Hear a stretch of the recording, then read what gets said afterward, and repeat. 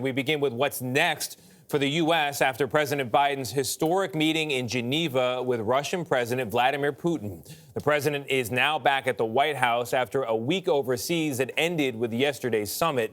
Mr. Biden says he did accomplish his goal of restarting diplomacy with a major adversary of the United States. But it's not yet clear if any measurable progress was made on issues like election interference and cyber attacks. Ed O'Keefe is in Geneva for us. Ed, good morning to you. The two men spoke for hours. What do we know about what came out of it? Well, good morning, Tony, from what they call the City of Peace. And you see here on the local front page of the Tribune de Genève, La Trêve de Genève, the Truce of Geneva. Coverage spreads across several pages here, as it does around the world this morning. Among other things, the U.S. and Russia agreed to allow their ambassadors to go back to Moscow and Washington, a sign of modest progress. But as the president said himself, it could be several months until we know whether this summit was worth it and whether Russia changes its behavior. I did what I came to do. Returning to the White House overnight, President Biden seemed pleased after his 3-hour summit with Russian President Putin. The tone of the entire meetings, good, positive. The two leaders emerged with some potential compromises. They planned to start a strategic dialogue on the future of nuclear weapons and discuss the fate of American prisoners being held in Russia. The question about American citizens that were in Russian prisons, we discussed that. There could be some compromise. I'm not going to walk away on that. But the two signaled they're still at odds over issues like cybersecurity and human rights. Putin has a history of quashing dissent and jailing political enemies like Russian opposition leader Alexei Navalny, who's been imprisoned for months.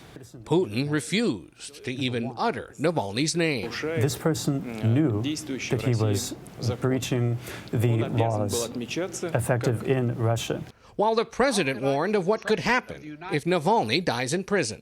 I made it clear to him that I believe the consequences of that would be devastating for Russia. Putin also said political dissent in his country could lead to what he called America's disorder, slamming everything from gun violence to the Black Lives Matter movement.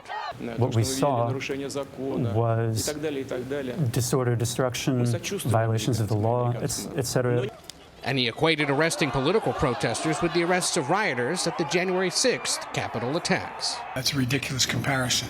They're very different criteria. Putin also refused to acknowledge Russia's role in recent cyber attacks on American critical infrastructure. I think just throwing out these insinuations at the expert level, that's inappropriate. Mr. Biden said he gave Putin a list of 16 U.S. infrastructure sectors like energy and water systems and airports that he says are off limits to attacks. And if in fact they violate these basic norms, we will respond. President Biden said the world will find out within a few months if any of Putin's promises will hold. But he lost his temper when asked why he seemed confident that Putin could change his behavior. Hey, what the hell? What do you do all the time? So when did I say I was confident? He later apologized. Shouldn't have been such a wise guy with the last answer I gave. Now that he's back in Washington, the president faces significant domestic challenges, especially the fate of his massive infrastructure proposal. Before he left here last night, he said he hasn't seen the details yet of a significant bipartisan proposal that's picked up big support overnight on Capitol Hill. Anthony? Ed, thank you.